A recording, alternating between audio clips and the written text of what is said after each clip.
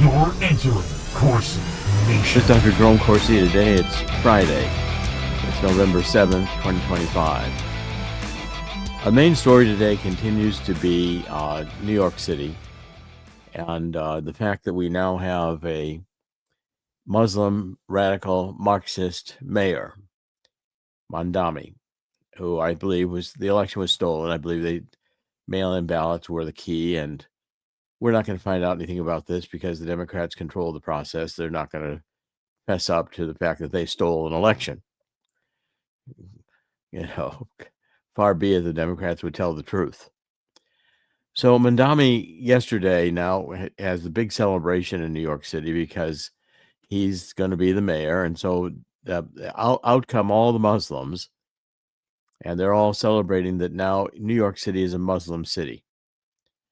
And so therefore we've got London and we've got New York in the hands of Muslims leadership, mayors. And that's just a big celebration.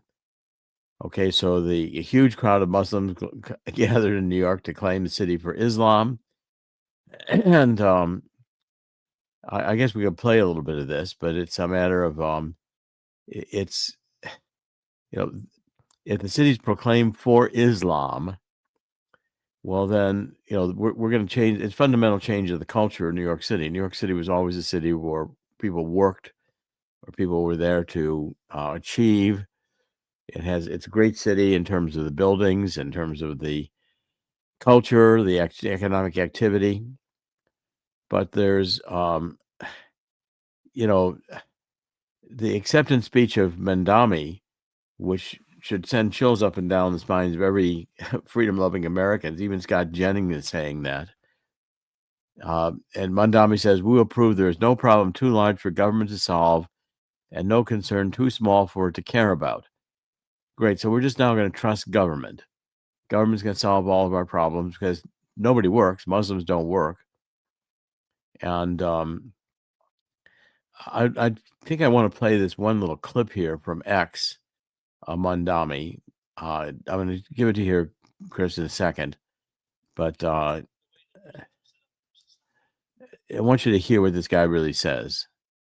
And because this is not just benign, forget about it. It's just a drop in the bucket. This guy is fundamentally a Marxist, and he's fundamentally anti-American. And so, Chris, I'm going to give it to you here in the Sure. Give that to me. And do you want to have I have the one here where he quotes Eugene V. Debs. Yeah, let's hear that. Times, by the way. Debs went to prison in the World War I era for giving a speech in Canton, Ohio, in which he opposed World War I. I think he was a labor leader. Yeah. I think he was thrown in jail because he threatened the political legitimacy of a Democrat candidate. So Democrats keep throwing people in jail. Well, he gave a speech in Canton, Ohio, in which he said that war was brutal and he couldn't stand the idea of steel being, bayoneted through somebody's body, et cetera, et cetera. Oh, and that was considered under the Espionage Acts to have been a subversive speech. They put Eugene Debs in jail. He ran for president from jail and got 1 million votes. So let's hear Mamdani. This is his acceptance speech. Let's hear him for a few minutes. The sun may have set over our city this evening, but as Eugene Debs once said, I can see the dawn of a better day for humanity. Debs was a labor leader, who was also pretty much of a communist and early communist, and wanted people he was really a labor union leader. But again, it was in the era when labor unions were very much radicalized and were very likely to be communist at some point or other. Now let's play this one from Mamdani. Okay, this is another interesting clip. Go ahead. Looks like he's half asleep. The way the prisons are set up in our society, I would argue that they do not work. They do not make us safer. The instinct is to just take that person, the source of that harm, the source of that issue, and then just throw them away. Put them in a cage and throw away the key.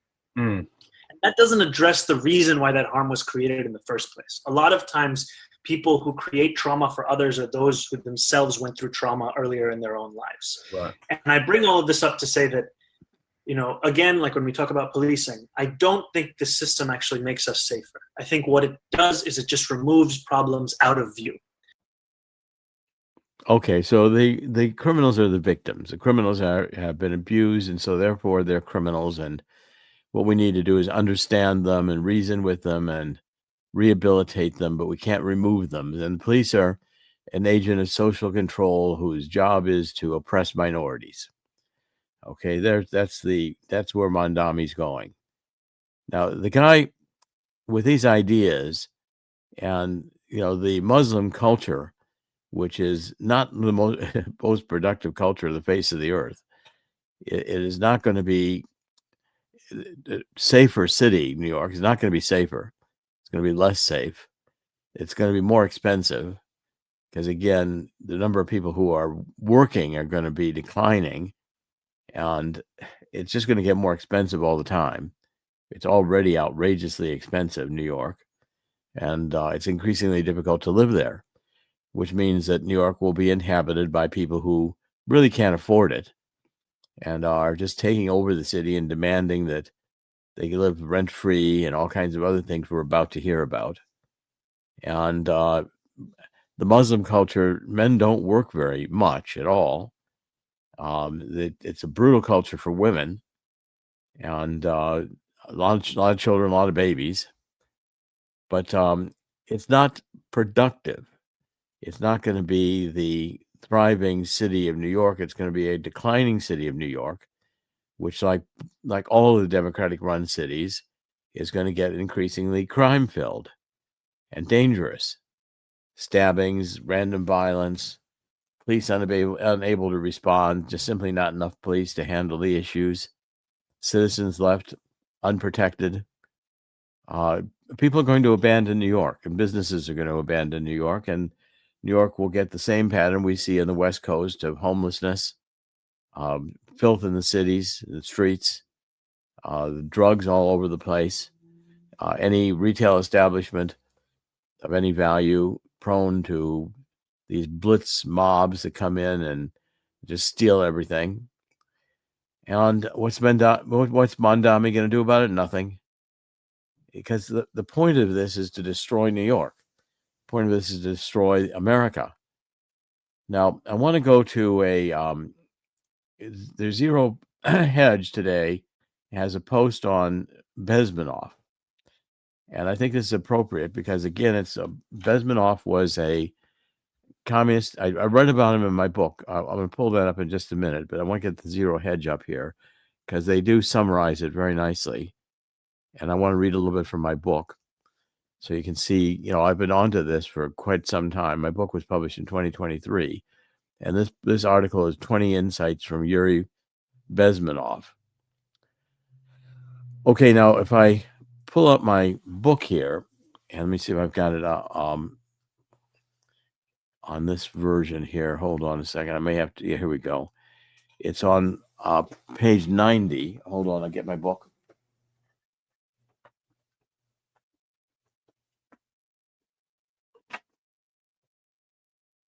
Here we go. Here's the book. And the book is, as I'll show you the cover. Here we go. The book is the Truth About Neo-Marxism, Cultural Maoism, and Anarchy. And on page 90, I start writing about Bezmenov because he's very critical to the whole evolution of communist thinking. Bezmenov was a communist. In 1939, he grew up in Stalinist Russia during World War II. His father was an officer of the General Staff of the Soviet Army, responsible for the inspection of Soviet military forces stationed in foreign soil in places like Mongolia, Cuba, and various Eastern European countries. When he was 17, Bezmenov entered the Institute of Oriental Languages, a part of Moscow State University under the KGB's direction. In 1963, spent 2 years in India working as a public relations officer for Soviet refineries constructions. In 1965, he was called back to Moscow. He began working as a Soviet journalist for RIA Novosti, Novosti, a Russian state-owned news agency. In 1970, he defected to the West through Canada. In 1984, he published a book, Love Letter to America, under the pen name of Thomas David Schumann.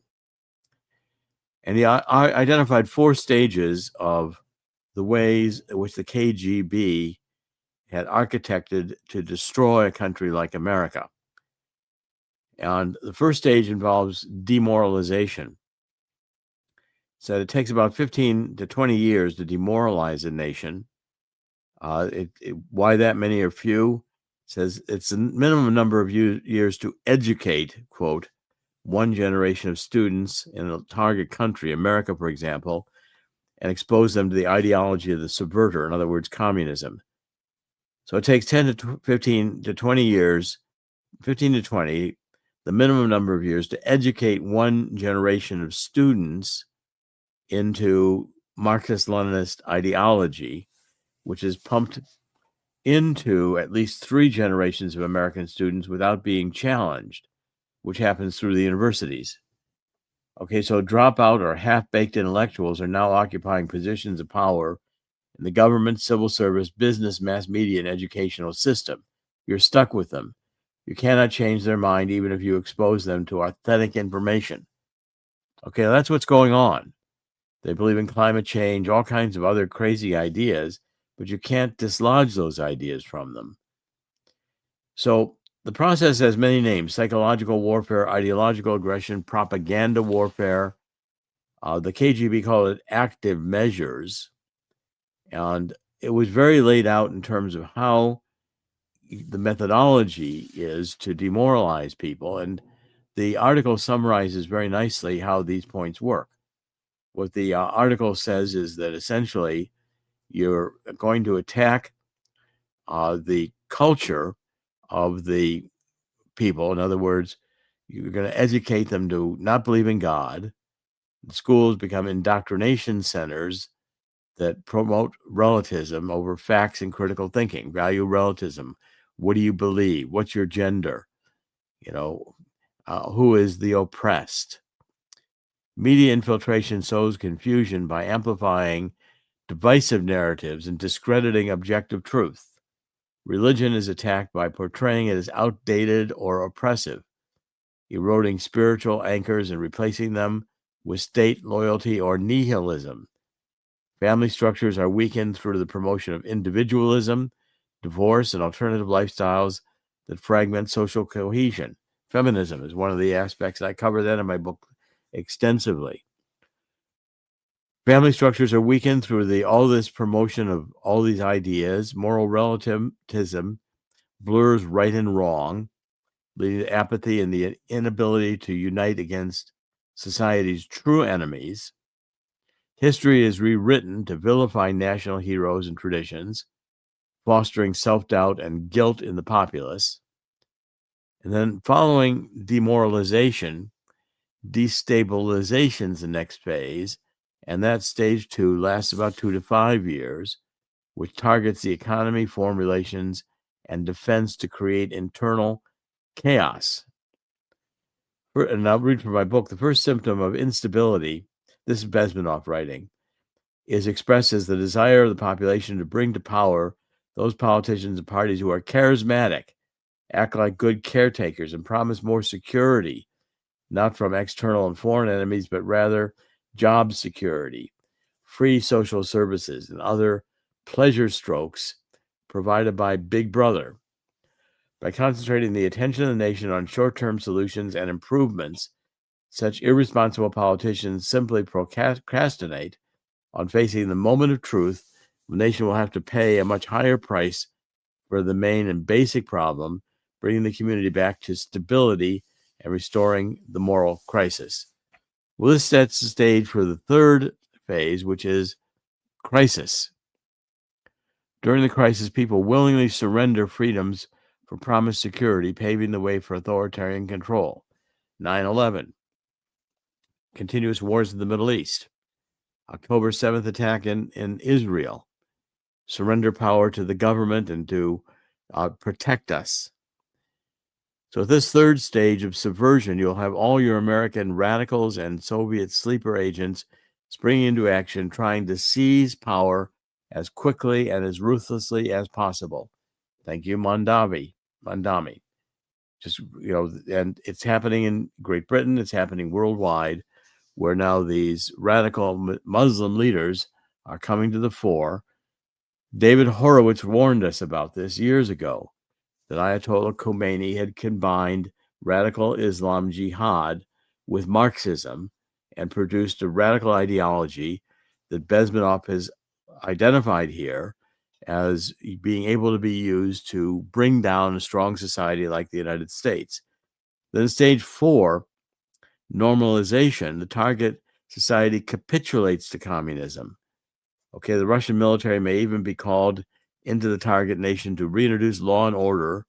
The fourth stage assumes the new communist government has nationalized vital industries, reduced the economy's private sector to a minimum, redistributed wealth, and eliminated private property.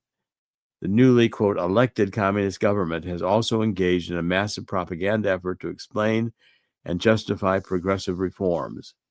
Now, the fourth stage, a submissive population submits to totalitarian subjugation to the new world order of Marx, Lenin, and Mao. And Bezmenov elaborated on that quite eloquently. And I write, suppose there was any doubt that neo-Marxist and cultural Maoists who engage in political warfare have lost their belief in God. In that case, Bezmenov's quotations make clear that winning takes the place of morals in their secular religion, where deception and lying become standard methods to propagate and proselytize their radical left, quote, truth-telling narratives. Okay, so communists cannot win until they first destroy. I wrote this. Communists demonstrated in the 20th century that when they gain power, what follows is economic ruin, mass starvation, genocide, loss of individual freedom, and suppression of dissent. These outcomes should not be a surprise. The momentum of political movement that comes to power through deception is designed to produce demoralization, destabilization, and crisis. It does not suddenly transform into goodness and light once the insurgency succeeds. Okay, so the opposition then is silenced through censorship, marginalization, or elimination altogether in the normalization stage. This process relies on useful idiots, well-meaning Western intellectuals, elites, activists, and leaders who unwittingly advance societal suicide. Once subversion succeeds, even the exposure of the truth won't reverse it, as the population rejects facts that contradict their reprogrammed worldview. Well, we're going through Bezmenov right now process, and the outcome is going to be loss of freedom. And the outcome is going to be more radicalization of America with Mamdani's winning elections or stealing elections, because the Democrats have now gone from being a communist party to a cultural Maoist party, running a cultural revolution against the culture of capitalism, against working, against families, against God, and are now in the process of transforming society into their utopia, which means surrendering control of ideas, of your life, of your lifestyle, of your beliefs in God, of family, to a atheistic core that is fundamentally satanic and anti-human, doesn't believe you have any rights as a human being.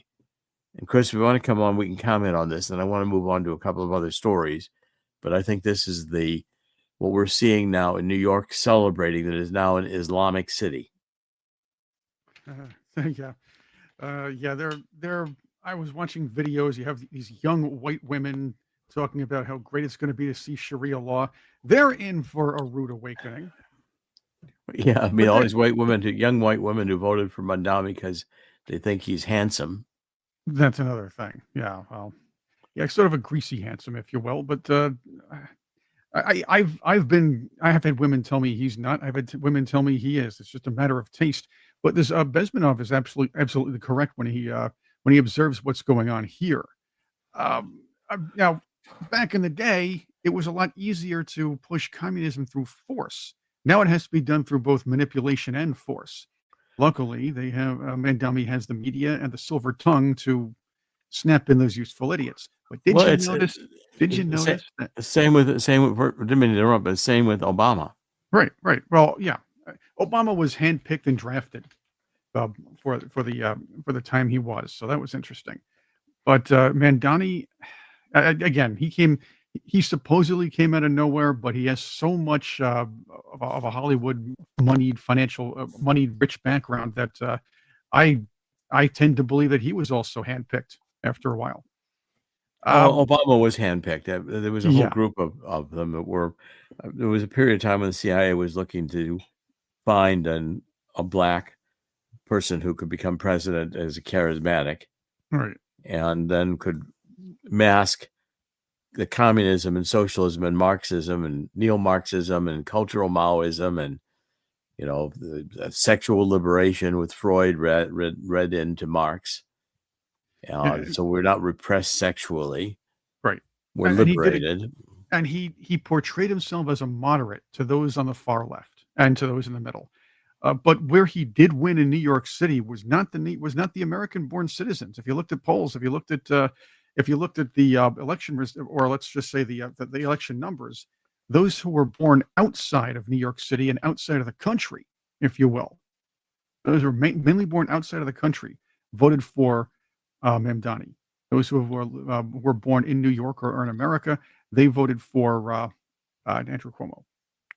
Many of Well, them, and again, if people will just majority, read this book on neo-Marxism, you'll right? see how the evolution of these ideas have produced what we're experiencing today, which is the inability of our society to function along traditional values. And I want to point to another article that's on the Discern report today. And I think it's written by Michael Snyder. Usually Michael Snyder is the one who writes these kind of perceptive essays. But this is about ending the filibuster. The Senate Republicans, must come together with a preemptive strike or be obliterated with no recourse. And I believe this is Daniel Corvell, Corvell, and he's saying that Thune must end the filibuster now, because once the Democrats gain control of the Senate, they won't have Kristen Sinema and Joe Manchin holding them back. They'll remove their filibuster and begin a permanent reign of terror that would destroy the nation before the Republicans could ever gain power again. The only way to stop them is to end the filibuster, end the shutdown, and start passing legislation over the next year that prevents our nation's demise. Okay, now Trump is on this theme, and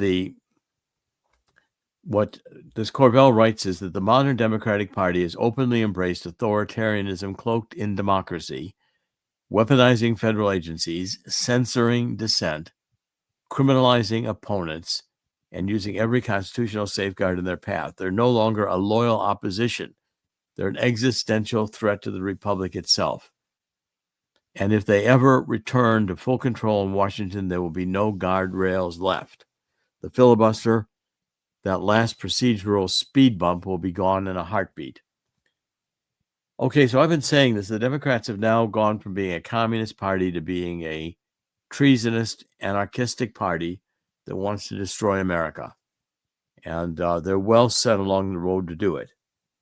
And this election of Mandami, stealing elections, the computers in New Jersey in the Republican districts just didn't happen to work. So the voters couldn't register. They sent them home. I'm sorry, we can't let you vote because voting's by computers and the computer's down.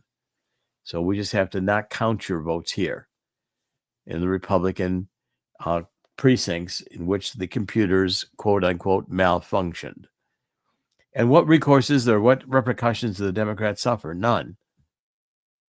Now, a related story is that President Trump is now facing the possibility that the Supreme Court might decide he does not have the power to tax. In other words, doesn't have the power to impose tariffs on foreign countries. Now, if that happens, we're going to have to repay trillions of dollars that have been imposed on these tariffs by President Trump, and it will tank the economy. We will definitely go into a very deep recession if we have to get that much more in debt in order to let other countries have an unfair advantage competing with the United States. China will rebel. China's imports are way down. China's suffering economically. If China can regain the cheap labor producing goods for America and Americans go out of work because manufacturing is dead, it'll be great for China and the Communist Party, but it won't be so great here in the United States. And the middle class of the United States is getting squeezed to the point where it's very difficult to remain middle class. And we're faced with divorce, which is economically destructive. I can attest to that myself in my own situation. My wife of 32 years has an affair and divorces me because, so opposed to my being in politics. And I can understand doing what I do in politics has been a risky business. They wanted to put me in prison for the rest of my life. And fortunately, I managed not to get indicted. But the point is that their goal on the Mueller investigation was to make sure I was silenced and in prison today. And I'm fully aware of how close they came to achieving that goal.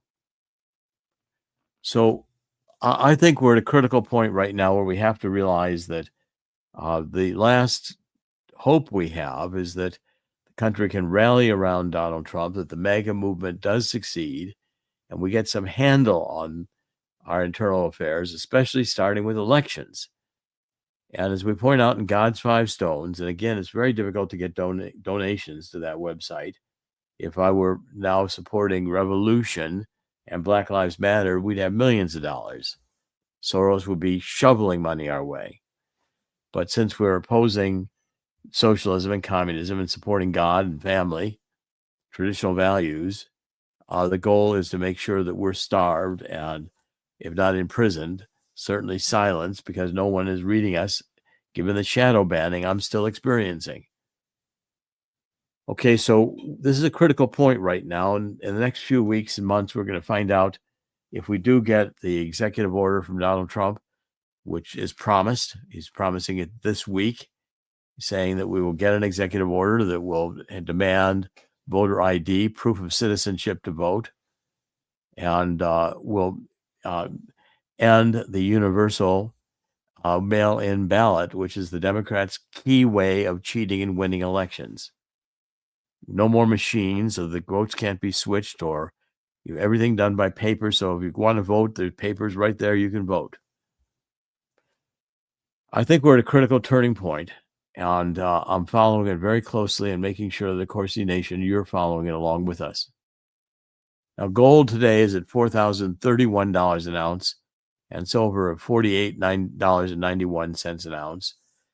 And I'm imploring you to read this book that I've written. Just get a free copy. Chris will show you how to do it.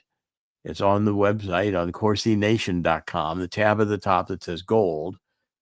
You can get the Walking Liberty $50 offer, where you can buy 250 of these coins that are just about 100% silver as a lost leader to Swiss America for what the cost is what they're worth basically in silver. At least you'll have some metal that will appreciate in value. And silver, given how much cheaper it is than gold, is a way to accumulate precious metals without having to spend a fortune. Fill out the form on the website, CorsiNation.com, and Swiss America will contact you. Then you can get the free book as well. The free book, I think, is well worth reading. It's a short read, but it's a very important read about what's happening economically as the United States is losing our central position in global trade. Call 1-800-519-6268. Write it down. 1-800-519-6268 to get a copy of this book on how the coming global crash will create an historic gold rush. And we're also seeing over on Zero Hedge stories today that Germany is in the process of going through an economic meltdown, which was completely predictable. I've been talking about this now for over a year. Germany just last month was destroying its last nuclear power plant. And what that means is that Germany is deindustrializing. And Germany was the economic powerhouse of the European Union. If Germany deindustrializes, what you're going to have is you're going to have a recession sweep the EU at a time when EU borrowing and EU debt is at all-time records highs. Okay, so the whole idea that Germany's industrial heart is stalling, and largely because of this green tech illusion, this net zero, where Germany's going for more expensive energy, which makes the German economy not competitive. Okay, so if you get like a 5% drop in production in Germany, that's going to cost a lot more in terms of percentage of jobs that are lost. With AI coming on, jobs being lost to AI, and now the economic malaise in Europe, the EU, we're seeing that gold is going to hit. I think gold will be next year between $5,000 and $6,000 an ounce, and where it is today at $4,000 an ounce is going to look cheap. Chris, I want you to come on. I want to conclude with one or two more stories, but I think the economic crisis, which is building, is something that people need to be aware of today. Because if you're aware of it at the early stages, you have the best chance of getting out and avoid destruction. Exactly. And you mentioned what's going on in Germany right now. They've been falling downhill for a very long time. Apparently, the Chancellor Fred Merz here isn't doing his job well enough. Well, I think it's going to be very difficult to do any kind of job in Germany when the country's deindustrializing. That's right. Okay, now the other point I want to make is that Russia is about to capture this key stronghold in the Donbass region, which is part of these two eastern provinces that are largely Russian-speaking. Now, if Russia gets that province, the question is going to be whether that satisfies Putin and whether he quits or not. But Putin has been bragging about advanced weaponry, and he's been suggesting he won't quit fighting until he's conceded the Donbass. The Donbass is a very industrial area of Ukraine, and it's very, very highly valuable economically. It's been fought over for centuries between Russia and Germany and all the other countries that have coveted Ukraine. One of the key parts is this Donbass region. What I think is going to happen here is that the war is going to continue for a while, but Donald Trump is going to have to come to senses with Putin rather than escalating, which is easy to do. Putin is suggesting he can send some long-range cruise missiles that could carry nuclear warheads to Venezuela in order for Venezuela to protect itself against an American attack. At the same time, Zelensky's asking for these Tomahawk cruise missiles, which also could be nuclear, configured for nuclear war, to allow Ukraine to strike deep into Russia. Now, if this happens, it's going to be a serious escalation of the war and make it much more difficult to stop.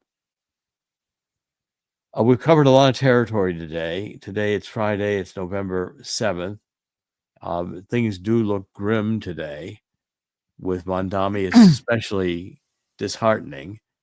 But what I want to say is that in the end, God always wins, and God will win here too.